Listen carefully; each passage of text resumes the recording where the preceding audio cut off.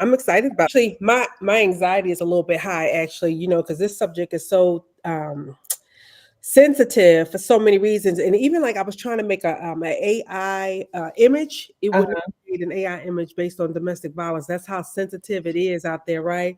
But I was able to do a little quick little video and tell people that we're talking about domestic violence. And the thing that blows my mind, and the reason why I wanted to bring Dr. Antoria Gillum in here tonight, is because she has mastered domestic violence and the mindset of not only the perpetrator but also the victims. Yeah. They can reverse engineer the impact. So I'm excited to have her here tonight, and I'm going to let her, if you don't mind, because I'm just going to let her just open up and dive Go into ahead. Go ahead. defining what domestic violence is. Because sometimes, like when I was in a domestic violence situation, I didn't know it was domestic violence. I just thought we were having issues, and he swung on me and I swung back. That's violence. I didn't know Yeah. that Oh it was yeah. under the category of domestic violence. So I just want to welcome you to our show and thank you so much for being here. Yes. Thank you. Welcome, Thank welcome, you. welcome. And you're right. It is so many different domestic violence titles. So if you could go into that first, because we all think it's the punching and the hitting, but there's so many more topics that fall under that category. Absolutely, absolutely. Thank you for having me as well. Domestic violence is not just with the punching and the hitting, right? It's verbal, it's emotional, it's spiritual as well, to mental as well.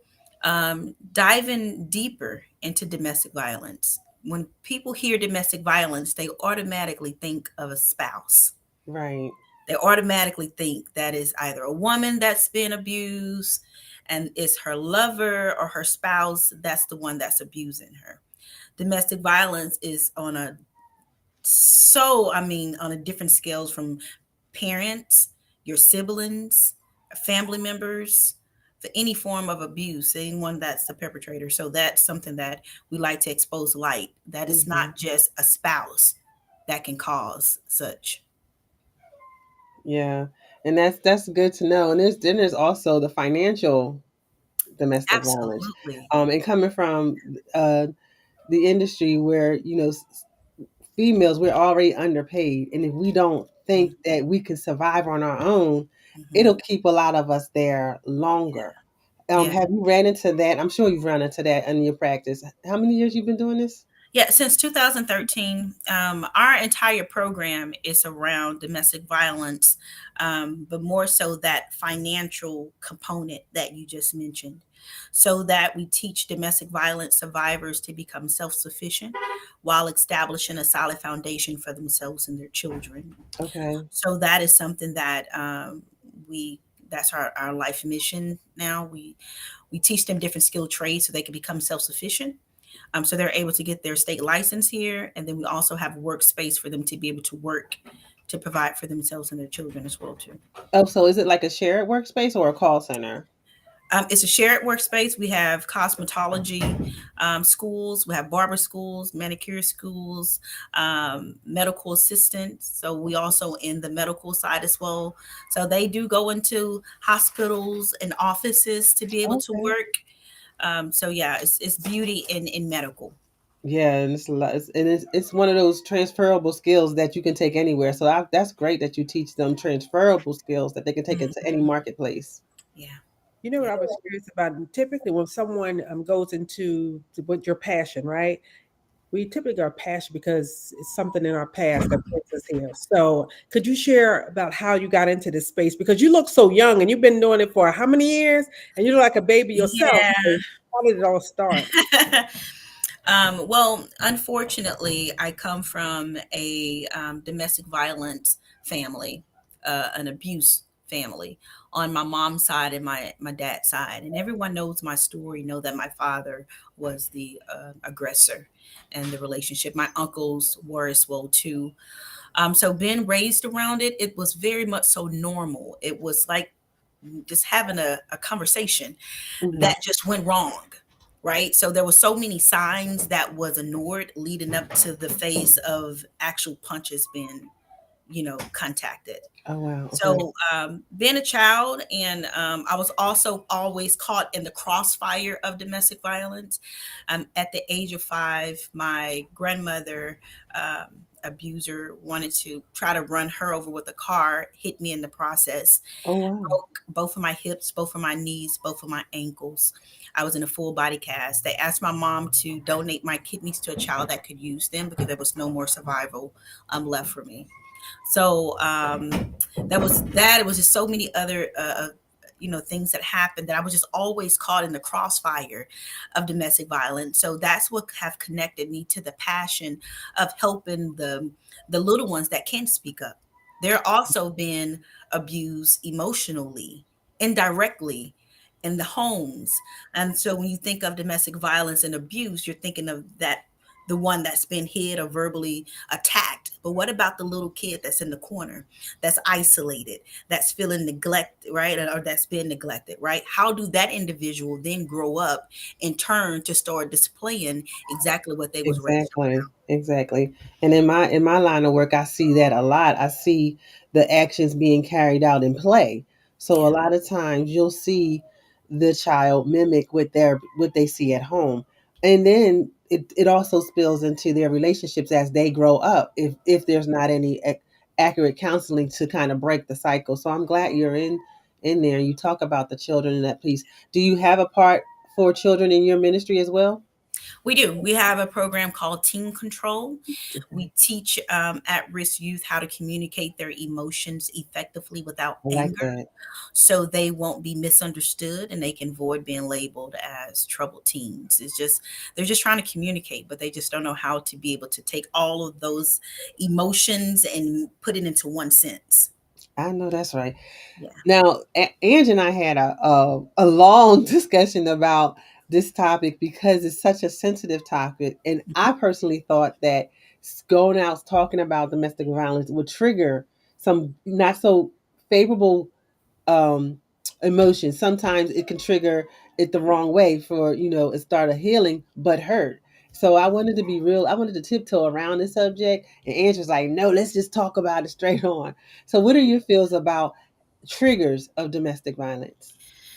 The triggers, it's going to be there. It's one of those type of things where you have to, although you are no longer in that space, you Mm-hmm. will always have to go through some form of therapy. I'm still in therapy myself. I have a coach as well too. It really shifts the way that you process information. Mm-hmm. Someone speaking too loud, there's a trigger. Okay. So it's all types of triggers, just not talking about the subject. Ongoing living, domestic violence in the workspace. It's hard to work with people that have overcame or been through domestic violence because Yeah. they always feel threatened. So you have to be very soft on how you handle a difficult conversation with the individual. Yeah. Um, so I think that it's something that needs to be addressed because it doesn't have a face on it. A lot of people want to take domestic violence and put it in poverty. But what about the ones that looks like you and I, Mm-hmm. Yeah. And right? and to that point, because of that, there are a lot of domestic violence doesn't have a gender, nor does it have a financial status or class, because there are very wealthy folks who also are being abused. You think about it, you see it in act out all the time, and it was just recently played out on social media with beloved Kiki Palmer. So it Yeah, happens all over, and folks are ashamed of the story. And I'm glad that she actually stood up for herself. A lot of folks, not just women, they don't. This crime goes unreported, so the yeah, statistics is a lot higher than what we see nationally. yeah. Agreed. And how do you reach those ones? Like how One, how someone you come to wait, you? hold on a second. I wanted her to still talk on the part of where how she got into this because we still didn't hear about when she was a teenager, right? You said it started happening when you were a teenager, or was it when you were younger? Oh no, when I was younger. So I was hit with a car when I was 5 years old. Oh wow. Yeah. At what age, like what clicked for you? At what age, where were you? What was going on that made you say, you know what, I need to go into this direction? When I became a young adult, I someone said something to me that really hit me, and they said, "Your dad have really messed you up." they said the other words, but and I started to think about it because here I am. I'm a woman and I'm a lady and I couldn't even cry. That's It right. was so hard for me to cry. Wow. Okay. And to where I had to go through therapy. I had people that was literally praying over me for hours just so that I can break through and cry. And I was trying to cry like, "Ugh, I'm trying to, it would not come. I was that Wow. vulnerable space I just cannot be in. And that's when I knew I had to have another conversation with my dad. Like, hey, guy, you really, really did one. Yeah. And so when I realized that, I couldn't sleep. I used to have nightmares. I used to wake up and call the women and apologize because although I was a little girl, I couldn't help them. And I used to say, I'm sorry that I couldn't protect you. Right. And I'm you say, sorry. Right. And they Mm. were like, no, Tori's, come down, come. It's okay. It's okay. So I started to go into shelters and I wanted to just give back and go to shelters to give back.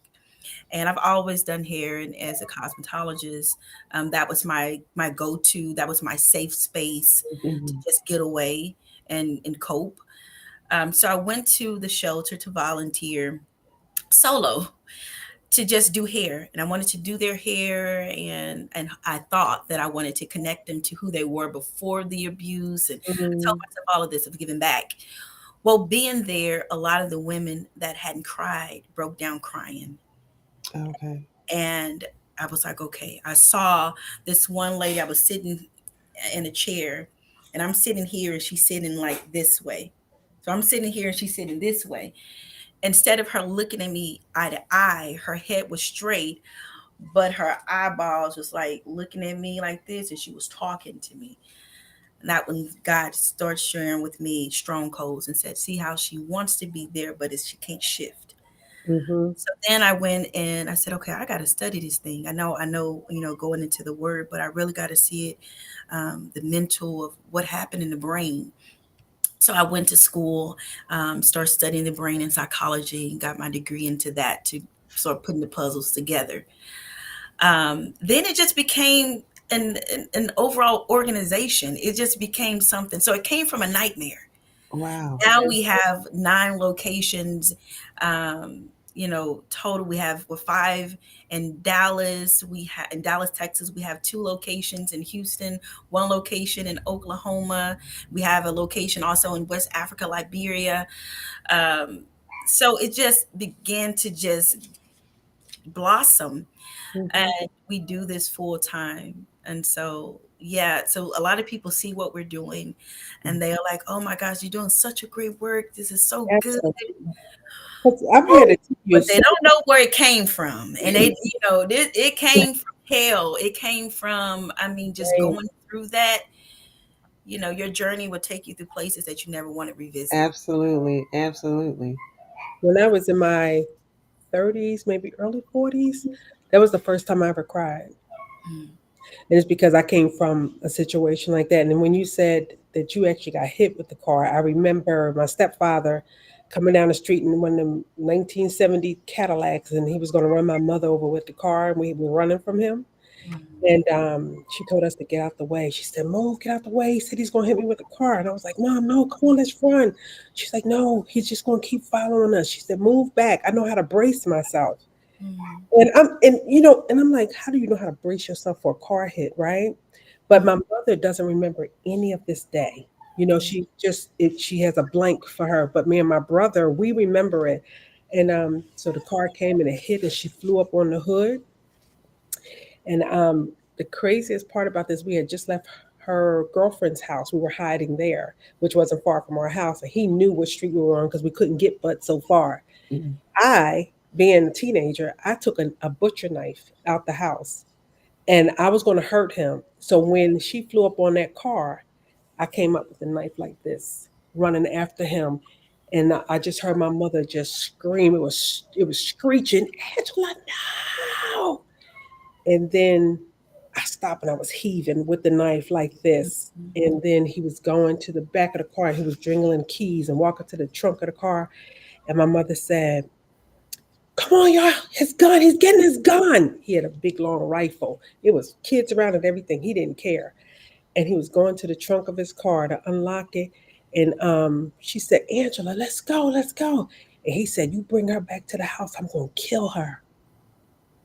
And I Mm. lived with that. So I never knew how to cry. I wanted to be vulnerable, like you said, but it just wasn't in there. There was no space in there.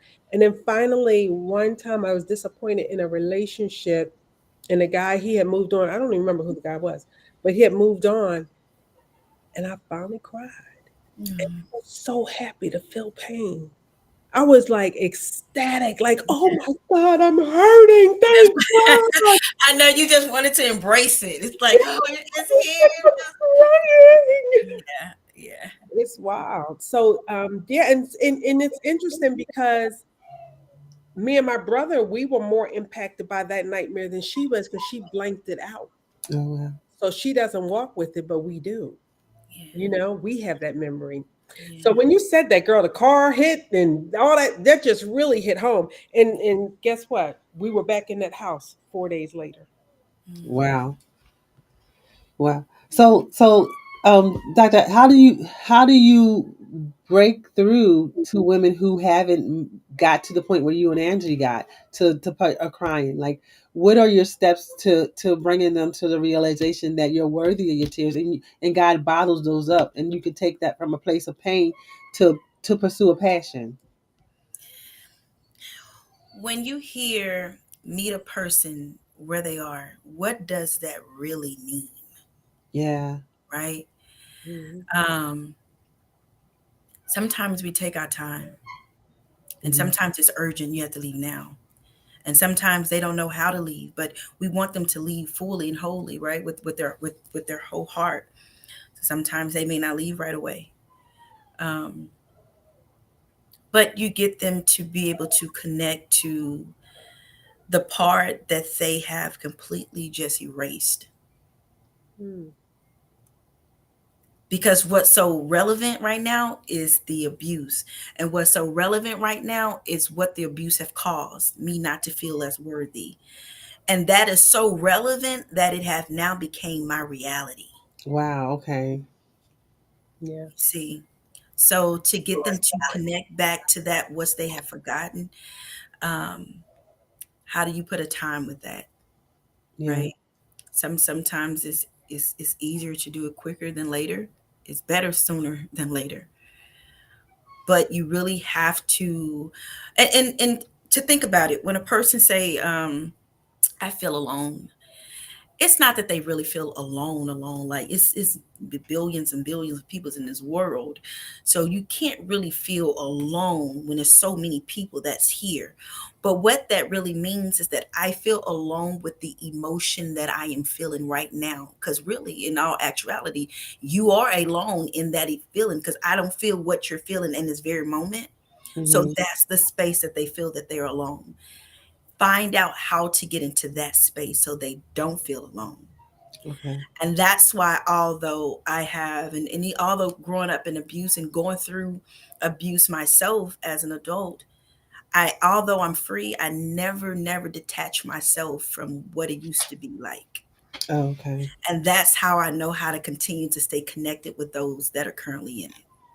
Now, is your organization a safe space? Like, is it known? Like, can ladies do? Is there an exit strategy? I guess I'm trying to say. Like, do you Yeah. have a safe house for ladies or gentlemen to run to? And is it broken down by gender? Because again, like I said, domestic violence doesn't have a face. It's not a male or a female thing because anybody can be abused. How do you handle safe spaces when someone says, okay, I can't take this no more, or a sister finally talks another sister into leaving, but they need a strategy? Do you Right. work through those strategies? We do. So we Okay. work through the strategies. We have partners, so you can't do it by yourself. It's just like any other thing. This is something you really need partners, real strong partners to help with. We do have a safe house. We have a maternity home for moms that are fleeing domestic violence, that are with child, that are Hmm. pregnant, and so they get to, also the maternity home have turned into a birthing center, so Oh, they also get to have birth and give birth there as well too. And Okay. then once they're there, they move back once they're ready and go through the trauma and the very deep trauma. Then we help them get into their own apartments. We pay up their rent for a year, fully furnish the apartment. Oh, wow. Also, while they're there, we help them everything that they need for their babies, clothing, um, diapers, whatever they need, whatever that the stressor is, we lessen that stressor. It's hard to become free from anything when you have so many barriers and stressors in the way. So we just eliminate all of those stressors for them. Now, also, is there now when I, like I told you before, I was on a board for our local safe house here in Pennsylvania, and a lot of things stop folks from leaving, like including not being able to take their pets with them. Mhm. Does your space allow them to bring, their pets or stuff like that? So when you speak about domestic violence and that it doesn't have a face in a gender or financial status, also with animals, they become abused as well too. So because this is the heart of the program, we don't leave anyone out. We do have partners that accept pets, and then we still keep them very much so connected until we're able to get them into a safe space together in their own apartments. Okay. You know, Wow. I was curious that when we were behind stage and we were talking, could you unpack again how you learned to master the mindset of the perpetrator and the mindset of the victim, as well how you were taught that? Not only was I became intrigued with it, Like like became, what you mentioned about your father. and yeah, I became infused with it. I would see how my father will, I mean, would just hit women and to like you can even recognize them. And Wow. then I would see him bathe them when it's all done. And I would see them accept what they saw, thought was love. And then I began to kind of look at it sideways, like, what? So I Yeah. began to study patterns and study behaviors. Mm-hmm. And it just became something that I became just my life. I was fascinated. I needed to know, like, why would you do that? Why would you go back? What, you have a door here. He's not, what, that I understood fear, right? Fear of lack of resources, fear of being able to having to start all over again, fear to being a single mom or just not having the support. So, fear of being judged. So Yeah. it was a lot of different components. And then I began to make the connection with all of them. Mm-hmm. And so that's why our program have been very mighty successful, because I was there in the homes. I saw it almost every other day. Yeah. Where abuse would break out in out of nowhere. Like everybody having a good time, and Yep. all of a sudden, abuse would just break out in the like that didn't even cause for abuse. Why even why? So I began to I was around it so much that I just had to it became just something I needed to figure out. It became Mm-hmm. a study, and then I just began to research it, um, Mm. to where the survivors now that was with my family, whether it was my uncle, my dad, or cousins, it became I began to research and take notes. This one didn't do that, but then she did this way, and then he did it this way. Then what is the connection with this thing, and how does it go deeper? Then I found out that a lot of those that were abusers would then yet abuse themselves when they were, Wow. and a lot of it was in been molested as children themselves. So So so when you figured out, like when you went back and examined the mindset of those being abused, was it more so from an emotional hold, do you think, or was it isolation, or was it a cultural thing that they learned? as far as the one that was being abused or the one that Yeah, was the one that was accepting the punishment, and you said you would watch him then bathe them, and they accept that as love.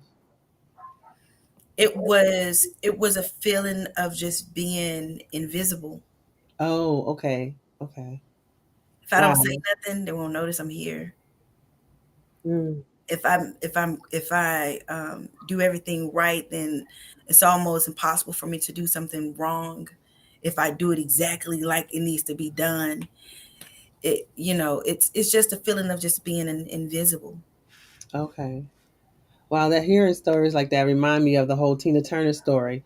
And like that, even successful as she was, you know, she still had that burden hanging over her until she just ran. Mm, Um, so I think it's a lot. It's very courageous for folks to get the strength or get their voice back to actually leave that situation. yeah. Um, we talked about the age. There's no age limit. So there are senior citizens being abused. There are teenagers being abused. What are some of the tools? How do you differentiate between the age gap of the abusers or those being abused? Because every program don't fit every age. So how do you break that down to minister to those folks where they are? So we have a with the research I've done through the many years, I've created an actual workbook. Okay. The workbook helped me to find out exactly where the individual is psychologically, emotionally. A lot of times I can have somebody in front of me that's 25, 26, 27 years old, but they're functioning emotionally as a 12-year-old. Wow. And so it just depends, um, what's going to be more so, um, in good, better interest of the individual that's sitting in front of you. Mhm. Everybody, it is different. You cannot cater to everybody the exact same. The need is different. Um, let's unpack some of the myths about domestic violence. Again, one of them is that it's always somebody provoked it. Explain that myth and where did it come from? I think that is true. I But think it is. you mean like that when they tell me, say, see what you made me do to Yeah, you? I know. Yeah, yeah, It's the opposite way though. I think that they are being provoked within triggers within them own selves, right. and they're just displaying what's already internal. Hmm. Yeah. Don't think that is anyone could cause you. You can't. I didn't cause you to hit me. I didn't cause. It's not my fault. It's not their fault to be Mm. abused. Nobody asked to be abused. But that provoking, I think, is something that they are continuously dealing with every single day that they wake up, they walk around, they go to sleep. It's almost like what's the word for it? It's like torture within themselves. Yeah. Like a demon just inside of them, taunting them constantly. That part, Yeah. yes. Yeah. Mm-hmm. And as ministers, though, how do you address that in the church when when a child comes to you? For instance, in my cases, I've had children come up to me saying, "I don't want to go home because I know that so and so is going to be there." So how do you address that with children um, who are afraid to go home because it's not a safe space for them? Well, for one, um, any child that speak to that capacity should be really taken serious because Right. children don't really do that often, right? They don't, because they're the ones that's trying to save everybody. Yeah. They're the ones that want to keep the family together. They're the ones that, don't want to say anything because, so for a child to speak to that capacity, it should always be number one priority. In churches, just like any other organization, should already have resources set in place. Yeah. And a lot of times the kids they take blame. It's my fault. If I wasn't bad, he wouldn't have got mad or she wouldn't have got mad, you know. Mhm. Yeah, that blame still goes saving. Hey, it's Hmm. my fault, not her fault. Not It's her my fault. fault. Yeah. I did it. You know what I'm saying?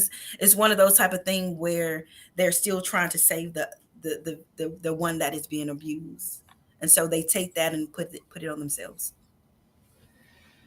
You know that when you mentioned about how you experience that as a kid and you grow up in your relationships, it impacts your relationships. And say, for instance, in a situation where like you and I couldn't cry. So when I was married, my whole thing is if we raise our voices, if the voices start getting raised, or I jump up and I'm in your face or you in my face, Oh then yeah. there's going to be punches. And so therefore, I'm not going to allow anything to escalate. So therefore, I didn't argue in my marriages. I just will get quiet, and I would be just real adamant about Mhm. not saying nothing because you're going to have to calm down. Yeah. So my lack of engaging in the confrontation of whatever it is that we needed to confront made them feel, because I was married twice, made them both feel like they weren't loved by me, like I didn't care. And Yeah. it was like, no, the bottom line is I don't want to snap because see, if I've already pulled at a 14-year-old, I already pulled the knife out on my father. If I Yeah. snap, what will I do to you? You know Yeah. what I mean? I mean, and even I remember one time he was instigating an argument. He was always miserable about something. And I got in this my first marriage, and I got in the car and I was pulling off because I was like, I am not getting into this. I'm just not going to do it. And he just kept coming around me, just antagonizing, and thinking it was funny and was trying to get a reaction out of me. And I just wouldn't react because, again, everything was shut off. I'm just not doing this. And I had made my mind up, and this is in front of my daughter. I'm not going to let her experience what I experienced. Yeah. And I got in my car and I'm pulling off, going down the street, and he thought this was funny. So he jumps up on the back of the car and he's sitting on the car and he's laughing as I'm driving down the street. So I sped up and slammed the brakes Hmm. and made him fall off and broke his arm. And then when I got home, he was holding his arm like this. I had no remorse. He was holding his arm like this and he was like, now, see, you going to drive me to the hospital? I said, no, you got a car and use your other arm. Hmm. Did not care because you're doing, my thing was, you're doing this all in front of my daughter. But see, look at the meanness that was inside of me because I could not feel. Yeah, I think that what happened a lot when we have been exposed to abuse, whether that's directly or indirectly, it begins to make us emotionally unavailable. Yeah, that is so true. That Mm-hmm. is so true. And it carries on to the next relationship and the next relationship because now you've been triggered. So as soon as you see that red flag, you go straight in. Yeah, but that's just like in any relationship. So everyone cannot just going into a relation in a marriage. It can't be with someone that's just like, oh, okay, I know that person been through that. No, I need for you to really understand all of it. I need for you to understand my triggers because it's really something that that we all will continue to have to, work through. And it's not something that, oh, you just get the therapy and counseling, then you're better. You have to be with the right person that won't even, allow those triggers to even come about, or very careful on how they handle you. Yeah, You exactly. can't be you can't be mishandled. That's with, like you said, with any relationship, whether it be a job or anything, because you're right, there is a lot of domestic violence that go on in the workplace. Look at the whole Me Too movement. You know, Yeah. that's still domestic violence. It's those sexual assaults in the industries, like music industry, TV industry. All of those things are sexual assaults, domestic What violence. considered domestic violence in corporate spaces? Yes, that is. That's considered Because domestic violence. it can come off as bullying, as Yeah, stalking, um, of that sort, but also in domestic violence, those that are survivors that go into domestic violence, it's a it's a lot of anxiety that takes place in workspace when those that have went through domestic violence. Remember, we are, and I speak for us because I was there and I'm still, we are very fragile at times. You can't, if there's a disagreement and we having a disagreement, okay, you feel your way, I feel my way, we're going to have a disagreement depending on the culture and the environment that I'm from, right, or the person is from. We may use our hands when we're talking. We may, we may be excited when we're popping talking, our heads. Yeah, but with someone with that have been through abuse, they'll take that like, oh, you about to come for me, right? So it's already a sore space to be with strangers. that don't even know where you come from and your environment or your past. So I totally agree with the workspace. Yeah. Do you remember a story, like one of the stories that really stayed with you? Like what's one of the situations that you were in that just stayed with you and you always go to that? Oh gosh, I don't have just one. I have a couple of them, a lot of them. There was never a one time event. You know how Mhm. some people can pull up that one story, and unfortunately, it shouldn't be there to even pull. Let's say that. But I have so many because it was these were daily years. Mhm. But there is one when my grandfather, who was he was an addict, and a lot of these individuals were addicts. So Mhm. let's connect domestic violence to drug abuse Mhm. as well too.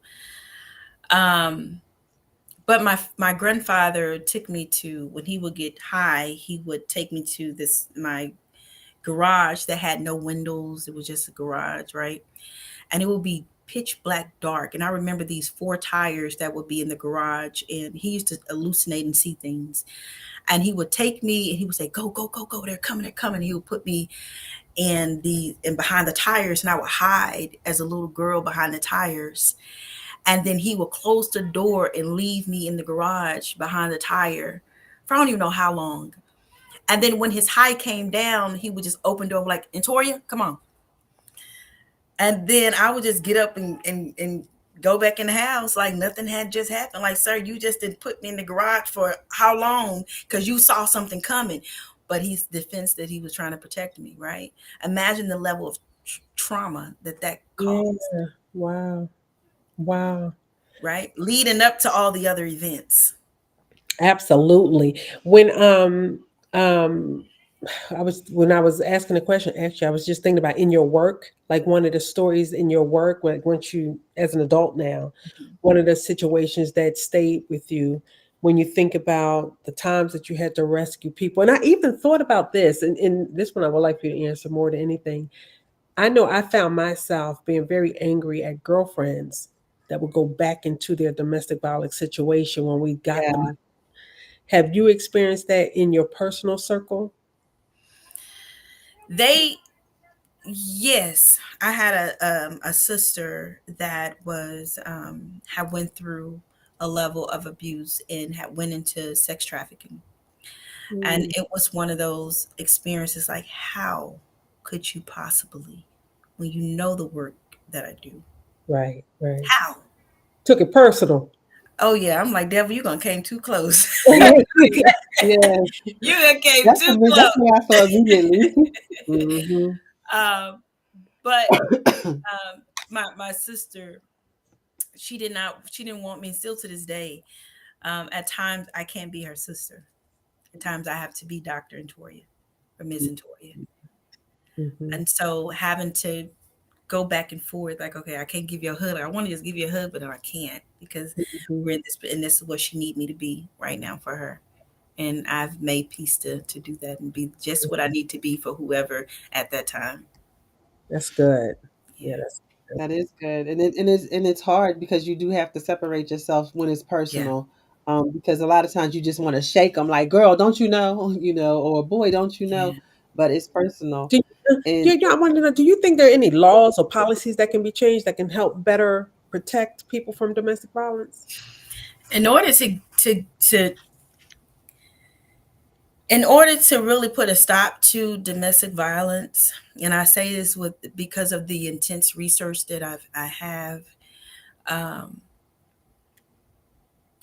we need to be, you have to be able to stop it with the children Mm, and what they see, hurting people because hurt they people. grow up and they Yep. just display it, and they're the ones that become hurt. They become violated, mhm. and then in turn, that's a whole new generation. Because how are we still here, right? It's Yeah. almost like you can't stop people from doing drugs if the drugs are still around, That's right. That's right. right? Yeah. If so, you just have to get to the core of it, Mhm. Yeah. or we'll ever forever be chasing it. And I do know that there's a lot of laws being pursued for the transgender community in domestic violence on that aspect because of the inclusion and of it all. And then there's also a lot of laws being to allow them into spaces Yeah, because a lot of times they don't seek help because there's nowhere for them to go.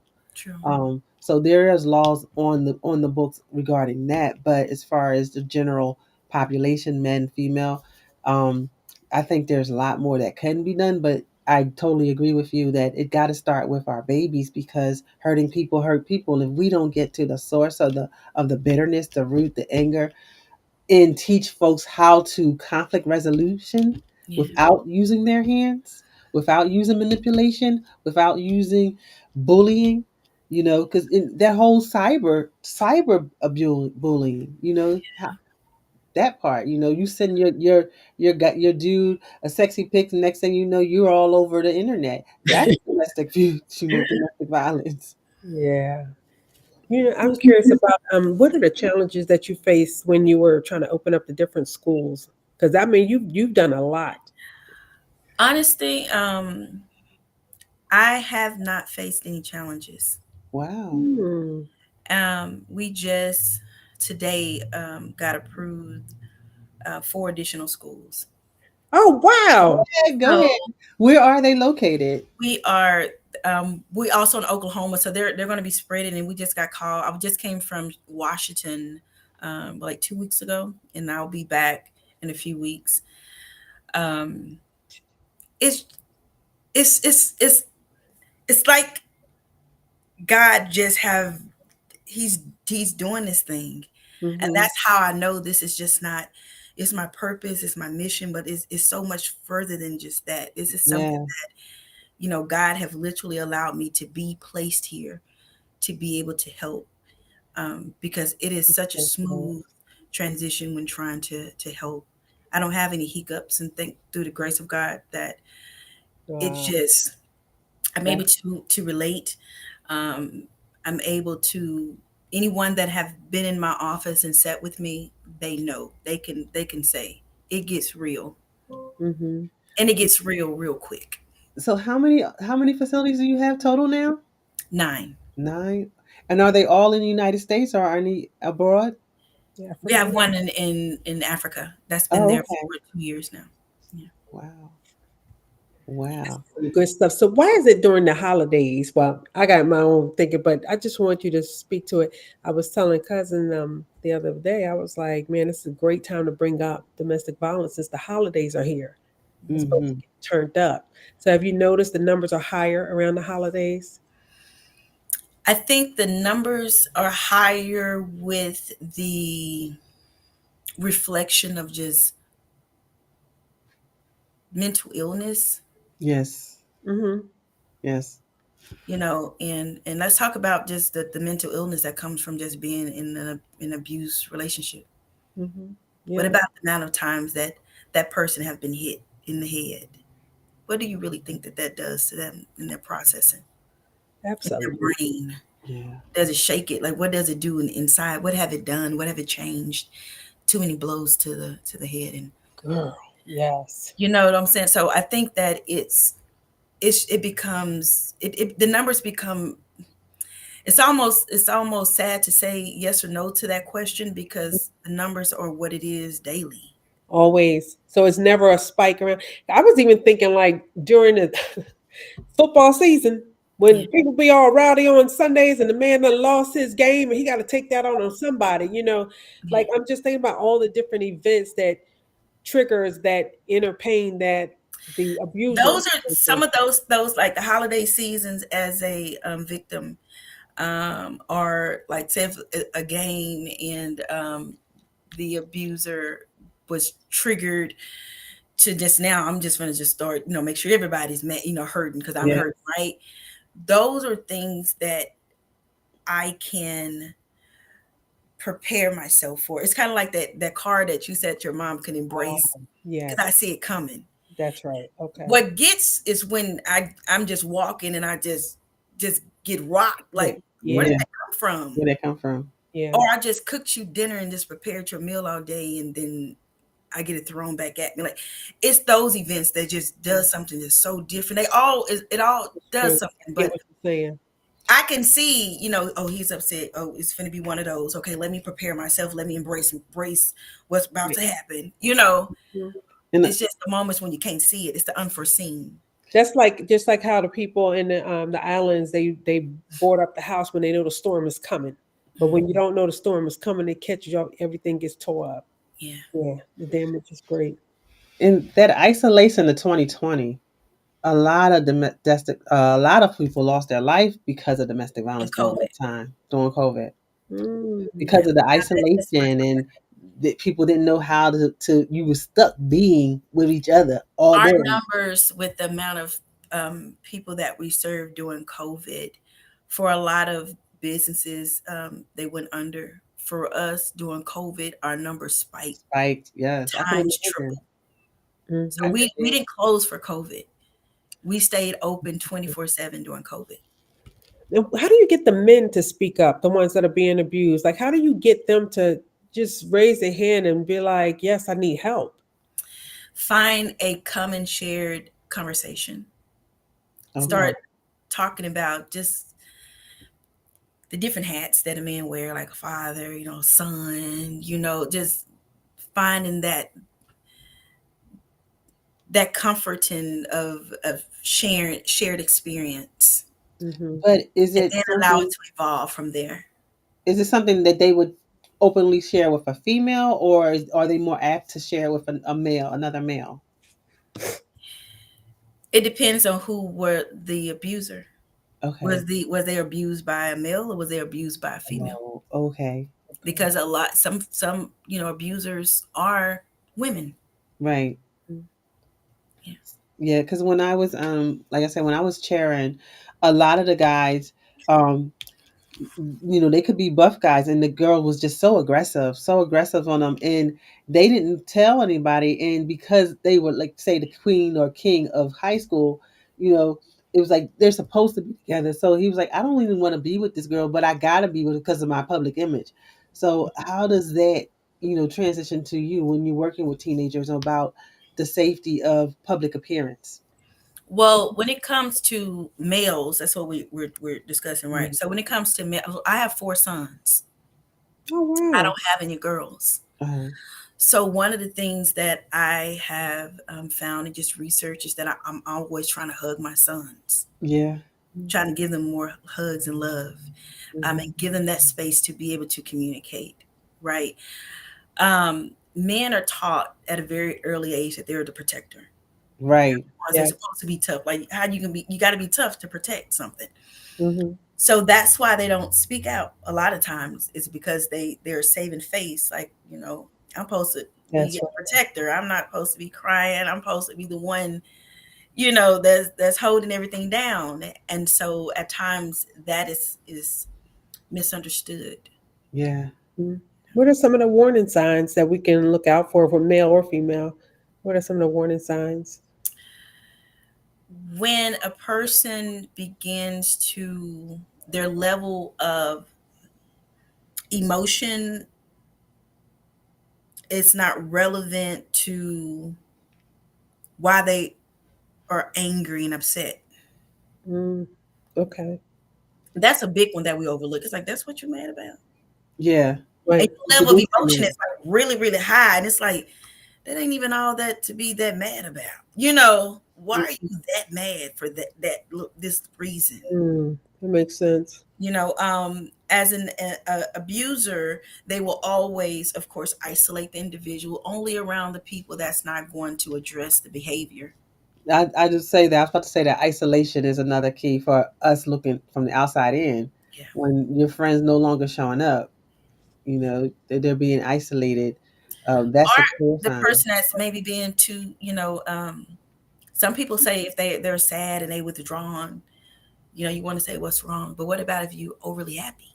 Yeah. Because Oh, I I got get I got to that. keep this thing up, girl. We Yeah. good. In Hey, the how time. y'all? Yep.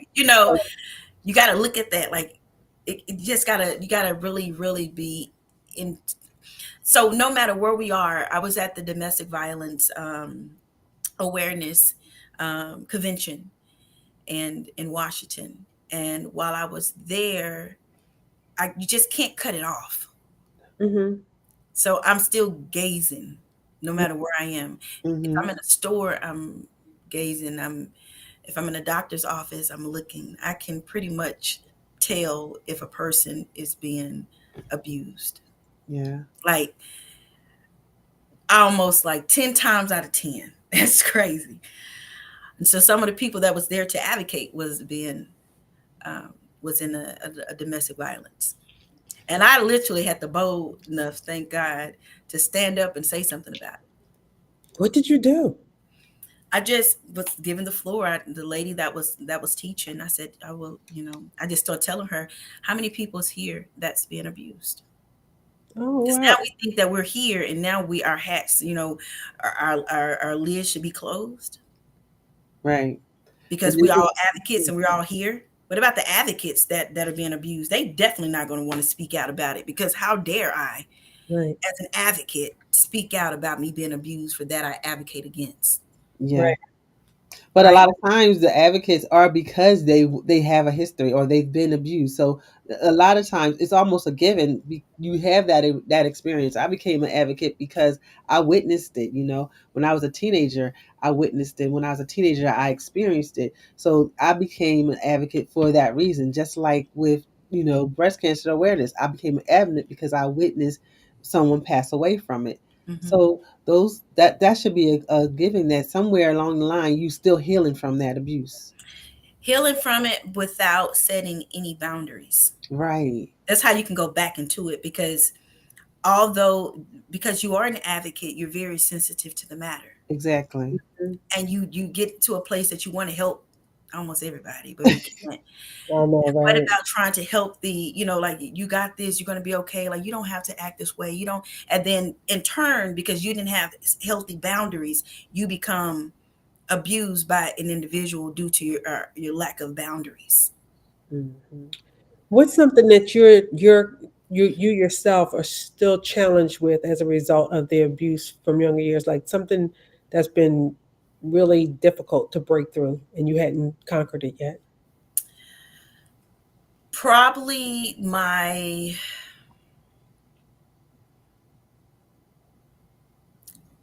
I don't really I have a very great coach. Mm-hmm. Shout out to Kelly. I hope she's watching. I have a very great coach. There's nothing that I haven't. That you're mindful of that you Well, hadn't. no. Let me go back.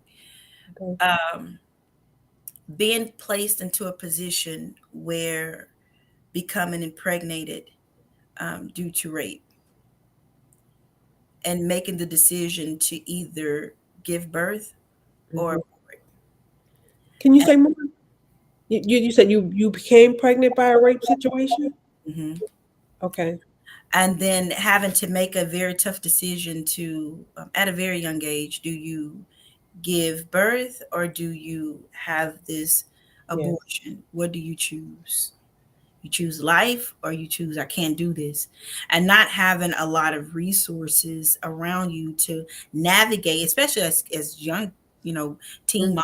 moms, not having enough resources around you to be able to navigate through those negative emotions Yes. Yeah. while establishing a positive outcome can be very challenging because mind you, when you're in a space that's you're in that space. You can't once you in it, you in it. You You're can't in it. Yeah. you can't see your way through it or outside of it because I'm in it. Yeah. Yep. Is that the outcome of that choice you made? Is that something that you share publicly or no? Oh, very publicly. Okay. Having abortions is something that's why our program is more so help moms to be able to let them know if you become impregnated, no matter if it's by force. We have a lot of individuals that come to us that was, sex trafficking. Okay. We're here to support you. Yeah. Do you share what your choice was back then? Do you ever share that publicly? I share all of it publicly because that's part of my healing and my journey. Did The you choose to have the baby or to abort? I chose to abort. Okay. I Did chose. you So that's something that I always, when you ask it, is it something that's in the past that you still carry? Mm-hmm. That is something that, so I mentioned earlier, I like, well, no, I can't think of anything. And then I thought of that because that is something that at times that I'm like, I wish I would have had somebody there to be able to educate me a little more, to be able to tell me about different resources that was out there so that I could have chose differently.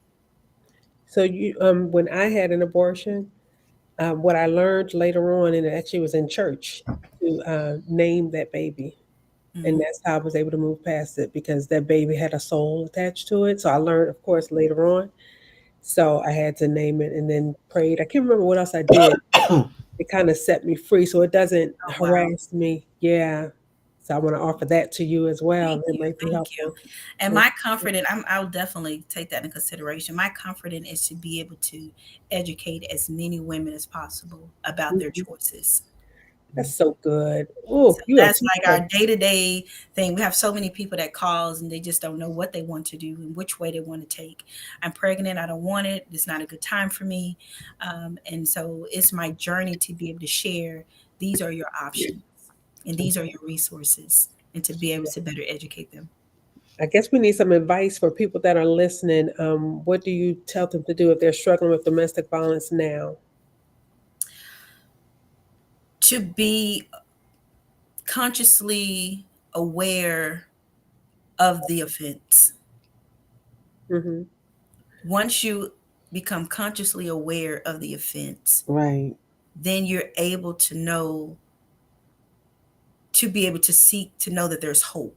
Once I become consciously aware of the offense, that's where I can find hope because I'm not hiding within my own. If I'm true to myself, I don't have to be false to no one else. Hmm. That's true. That's So good that's right step there. number one. Hmm. And then that will lead you to gear you to be able to reach out for help, which is help is there. And is there help, like a toll-free number they can call or anything like that? The National Domestic Violence Hotline is always 24/7, no matter if it's 2 or 3 o'clock in the morning. They will answer, and then they will give you resources that's closest to you. Okay. Mhm. Wow. That's definitely a topic that is not shared a lot, and I'm glad we had this conversation because there are so many people out there suffering in silence, and as caregivers, as family members, as friends, um, be able to, you should look for signs, and if you suspect someone's being abused, be gentle about it, and ask them, can I help you? What can I do to help you? Get to a safe space Yeah, without being judgmental, because a lot of times people don't talk because they know you throwing your, I knew he was no good. People don't want to hear that when they going through. yeah. Yeah. How can they find you? Your social media handles? Yeah, go to our website, www.iamfote.org, or on Facebook at I Am FOTE, and you will see it from ordinary to extraordinary. Fantastic. Thank you so much for coming tonight. Thank you Yes, for You're having a me. blessing. I great appreciate you. conversation. And of course, because I know you just launched your latest book, went live like last Sunday, was it? Yep, and I got Amazon's #1 new release. Yeah. Oh, Yeah. So good. Rich Bandit Job and Heal for Real. Yeah, that's for awesome. real. Awesome. Yes. And we can find you. You can find me on Prosperity Queen on all social media handles. On YouTube, you can find me at Angie Kearns, the PQ. And of course, I work ministering with children, never accepting negativity. And you can find us at nanresourcetr.org. Our books are also available dealing with grief and emotional wellness for children. It's giving season. Be sure to, is your business nonprofit as well? Yes, it's a It's a nonprofit. 501c. We got these 501cs out there. It's giving season. People donate, donate, donate, because this good work, this is good ground you sowing into. And we can use every dime to help heal these folks. I agree. Yes, Thank indeed. you for joining us. Thank you for tuning in, those who watched and those who watched on the replay. There's some great deep stuff. So, and if you need any assistance, please reach out to any one of us. We'll be more than glad to walk you through the steps of healing. Yeah. Absolutely. Thanks, y'all. Yeah, have a good night. I have a prosperous week on purpose. Indeed. Bye. Bye bye. Mm,